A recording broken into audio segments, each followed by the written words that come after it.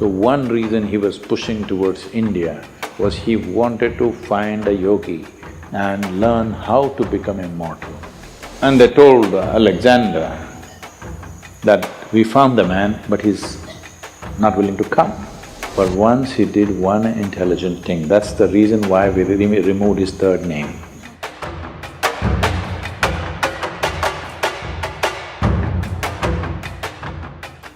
See, Alexander, in our history textbooks, school textbooks, they said Alexander the Great. They only got the first name, the middle name, they missed out the last name. His name was Alexander the Great Idiot.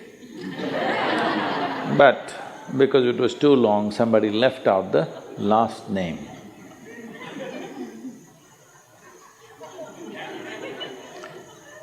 Well, the moment you make such a man, a great man in this world, then in many ways you have just destroyed the future of humanity. Because from the age of 16, I think he died around 32 or 33, all he did was kill, kill and kill, without purpose. Going to new places and killing, going to new places and killing, saying, I have conquered this, I have conquered that. And he had gathered a band of young people from his native place who traveled with him to fight with him.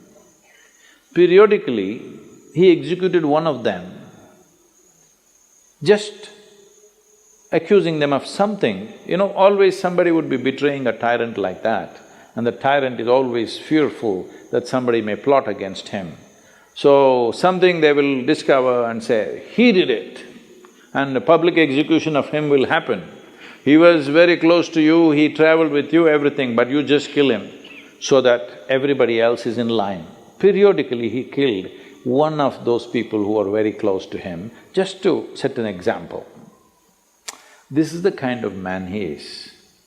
He is death all the time, but he doesn't want to die. He wants everybody to die, but he doesn't want to die.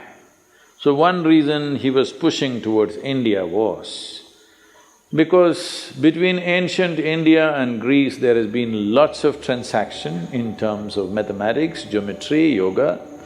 There is a linga in Delphi which is considered as the navel of the earth because it was consecrated as Manipura chakra.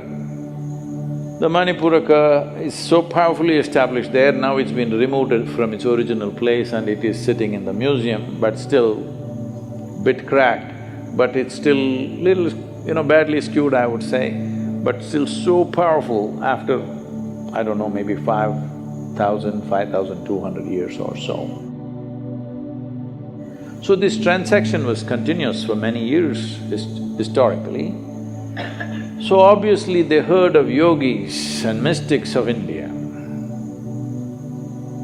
So he had heard there are yogis who are immortal. So one reason he was pushing towards India was he wanted to find a yogi and learn how to become immortal.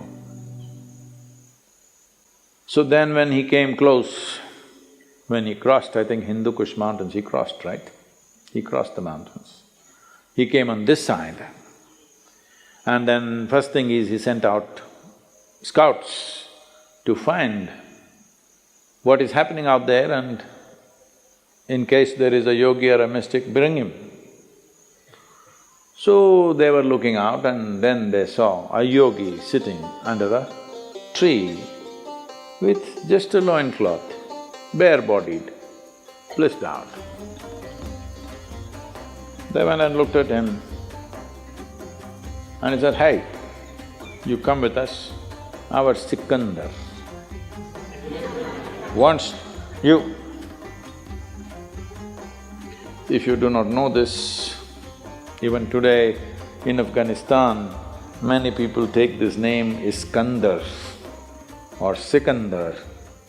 The original word for this is The root word for this came from skanda. Skanda is Shiva's son, what we call as Muruga in Tamil Nadu. Because Skanda was such a great warrior, so this word traveled. Anybody who is a great warrior became Skanda, Iskanda. Skanda, Iskanda, Sikandar, transformation happened to the word. So they said, "Yogi, come." The yogi laughed and said, "I'm not going anywhere. I'm right here."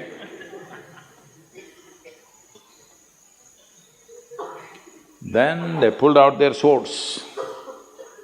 These are violent men. They don't think twice about taking off heads. It's not even something that, of any consequence to them. They can take away hundreds of heads in a day without any qualms about it. So, very violent men, they pulled out their swords and said, "Either you come or we'll take off your head." The yogi said, "See, I'm sitting here like this because everything that I have to do has been done.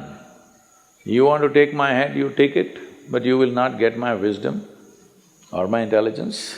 If you take my head, you can take it, you want." Then they looked at each other. That's all. See, they had never seen a man who not terrorized by the swords that they pull out, because they're not pulling out in bare, empty threat. They can take off heads, they're very good at it. They had never seen a man who's not terrorized, he's saying, "Okay, take my head." I thought, "Oh, this guy must be really immortal." If somebody says, "Okay, take my head," he must be immortal. Then they try to coax him, "Please come." He said, "No, if he wants, let him come. He wants to know about immortality, let him come." Then they said, "Oh, he knows about it, so let's not damage him in any way." And they went back and they told Alexander that, "We found the man, but he's not willing to come. So he is not a home teacher, you have to go to him, he's a school." So he himself came. So Alexander sat on his horse and with great authority you spoke, "It seems you know about immortality, I want to know about it." The yogi looked up at him and said, "First get off that stupid horse." You sit on an animal which is less intelligent than you and suddenly you become like this. You see, I don't know, the moment people sit on a horse, somehow they think they're something. If you manage to ride an animal which is far more intelligent than you, then something. Huh? You ride a dumb four-legged animal, poor thing doesn't like to carry you, but what to do? So, Alexander got down and asked, "I want to become immortal because he is not the same guy that he was 5–10 years ago. Body doesn't take this kind of beating after some time, it is slowly taking its toll." So he said, "I want to know about immortality, can you guide me?" So the yogi looked at him and he knew no amount of talking to him is not going to go anywhere. He said, "Yes, if you want immortality, this is the way." And he gave him landmarks, a difficult journey through the jungles. All these landmarks you follow, there you will find a small cave. Within that cave, there is a crystal clear pool of water. You drink a handful of water, you will become immortal. So he started out with his soldiers. Then as he followed, after 3 days, all these landmarks were coming true as it has been described. Then he looked at these 5–6 soldiers who were with him If these guys also drink, if they become immortal, then how to deal with them? Because all your life you dealt with everything with the putting the fear of death into people. Now if these 5-6 soldiers drink that water and they also become immortal, this is going to be a disaster, no control. 5 immortal people on the planet, not good. Just, I am immortal, this is good. So he said, you stay here. He left them for the last leg of the journey and he went by himself. Then he found that cave. Within the cave, he saw a pool of crystal clear water. He rushed in and he was about to drink. There was a crow sitting at the other edge of the pool and the crow said, wait. He looked at the crow, fortunately water slips out of your hands, you know. And the crow said, see, I drank this water, I don't know how many million years ago. And now I cannot die. I'm just sitting here endlessly.